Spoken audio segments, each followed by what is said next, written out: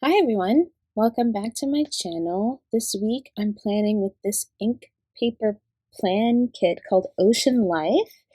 It's like an orangey, peachy, blue, under the sea type kit, obviously. We've got the headers here and the boxes, half, quarter, etc. Also got some labels and some other boxes here, and yep, let's get into it. So, first of all, I want to say thanks to everyone for the warm welcome back to YouTube. That has been so nice to hear. And yeah, thanks all for the comments. It's really, really great to read. It makes my day and week. The second thing I want to say is get whiteout. Don't do what I'm doing right now, which is trying to MacGyver some whiteout with a piece of paper because it doesn't work. So you'll see me do this, but so basically I ran out of whiteout. I had a bunch of those whiteout roll tape things, and me in my infinite wisdom had used them all but still left them in my little planner pouch. So I'm like, I want to white this out. I take out one roll, I'm like, oh, that's done. I take out the second and third one. I'm like, these are all done. Thank you, past me, for just leaving them in here and not throwing them away. So, because I was sitting down to film this at night when it was way too late to go to the store, I was like, we're gonna have to just improvise something. And that improvisation came in the form of, I'm gonna cut these little strips of paper and glue them on. I think it somewhat worked. It definitely wasn't ideal, and I would not do this again. I would just go get the whiteout. So that's my PSA. What else has been going on this week? I am trying to convince my boyfriend to go see Barbie with me. He's not super interested in the topic, and to be honest, I'm not quite sure what kind of movie it's going to be. I think it's going to be like an adult Barbie, because I've seen I haven't watched any of the full trailers, so I should probably do that. But I've seen some clips online, and I'm like, some of this seems a little too spicy to be like how I would think of a kids movie. So, I don't know what the subject matter is going to be like, but I'm like, other people are watching it. I want to see it to be in on the cultural conversation. And he's like, I'm not sure I'm really interested in this. So, yeah, I also want to know why they have linked it with Oppenheimer. So I know that they're coming out around the same time, right? But it seems like such a weird pairing. And I'm like, this is like a deliberate marketing choice, but what is the purpose? Is it to try to hype both movies? I don't know. I felt really confused about the Barbenheimer thing. I guess you can go see them back to back. I feel like I am a little bit more interested in the Oppenheimer than I am the Barbie, but I don't know. I will be painting my nails in full Barbiecore because I do love a hot pink and a bright pink, so I'm with it. I also love Margot Robbie, so yeah, I may just end up going to see it by myself, if anything. I checked the two of the closest movie theaters to me, and they're already sold out for both Thursday and Friday, so yeah, we're gonna see what we can do there. Probably should have planned ahead a little better. Anyway, we'll see. So Barbenheimer is on top of mind. I've been asking folks at work what they are watching, and I started watching The Bear, which has been really interesting and fun. And yeah, I can see why it's winning awards. I started watching it by myself, and then as normally happens, my partner was walking by. He's like, "What are you watching?" And I'm like, "Oh, it's this show called The Bear." He sat down to watch it, and then now it's a show that we are watching together, which means that I'm watching it a lot slower than if I was doing it on my own. Because, I'm like, do I want to be a bad person and, well, not a bad person, but do I want to be not very nice and watch this by myself and just be like, yo, catch me up later, to him? Or do I want to do the, decent thing and say, okay, we're watching it together? So far, I've been like, okay, we're watching it together, which means that I got to wait for him to be around and in the mood to watch it. We're also the type of couple that's probably super annoying to everybody else, but we are in the middle of a bunch of things. The rule for our movies is if somebody falls asleep during, then we have to pause and resume at a later time. So this has caused us to be in the middle of quite a few shows and movies. And I'm like, we need to make a list of the things that we're halfway or quarter of the way through, and we need to watch those first before picking up a new show. This was after, like, we sat down, we're like, oh my gosh, we really like The Bear. I'm like, hey, we are in between a bunch of shows, and we need to do better. So we sat down the other day and was like, what are we watching? What do we want to transfer to solo watch? What do we want to let go of watching together and just let the person who was initially interested in watching it watch it by themselves? I don't know if any of y'all's like boyfriends or husbands are like this, but mine also has a tendency to watch TV like by himself late at night. And he will watch whole series of things. And I'm like, I'm an early riser. He's a bit of a night owl. And I'm like, when did you watch this? And he was like, oh, I've been watching it at night. And I'm like, are you kidding me, dude? Like, you watched this whole show? So, things we're in the middle of currently. Better Call Saul, which he has been waiting, like, my trainer was like, you should watch this. And so I started watching it, and he was like, I'm not caught up on the last season. My boyfriend was like, I'm not caught up on the last season. So why don't you watch up until last season? We can watch the last season together. Now, I've been watching it, not really committing to it fully, kind of watching it here or there because it's really emotional. And so I'm like halfway through the second season, and he's like, if you don't hurry up, I'm going to have to watch the last season without you. And so we agree that we're just going to let that one go. Because I haven't made significant progress in it, it's not top of my list for shows. I'm like, you can go ahead and watch the last season without me. He started watching Battlestar Galactica. I sort of did the same thing as with The Bear and started watching it with him. But I was like, you know what? This is really annoying. We're watching it on Peacock and there's commercials.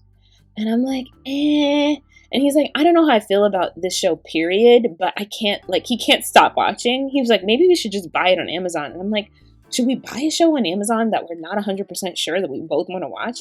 Anyway, so Battlestar Galactica, I was like, you can finish on your own and tell me if the first season is good, and then I'll catch up on the first season. We can watch the second season together.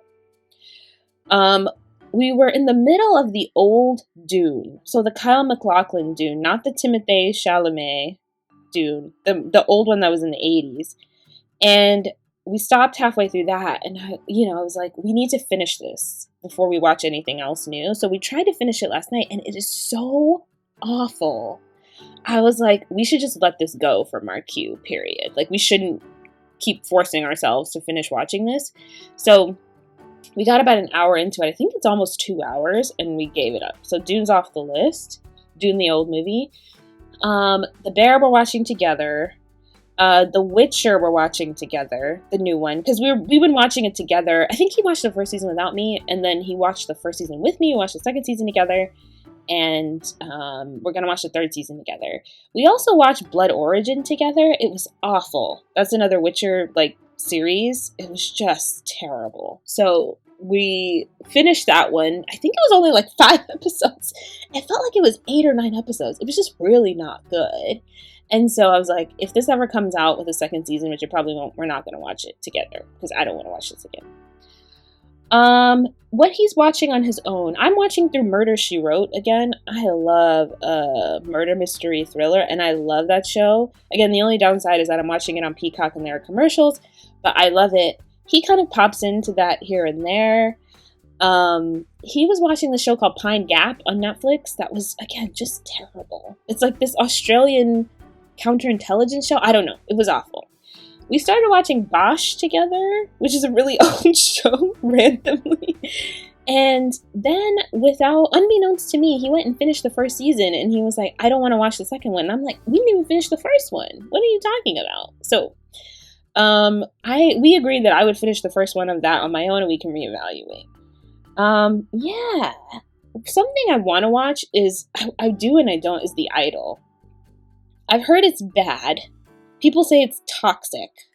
A woman I work with at work was like, it is just as, it's not as toxic as Euphoria. Did she say not as or more than? I can't remember. That's a pretty important distinction.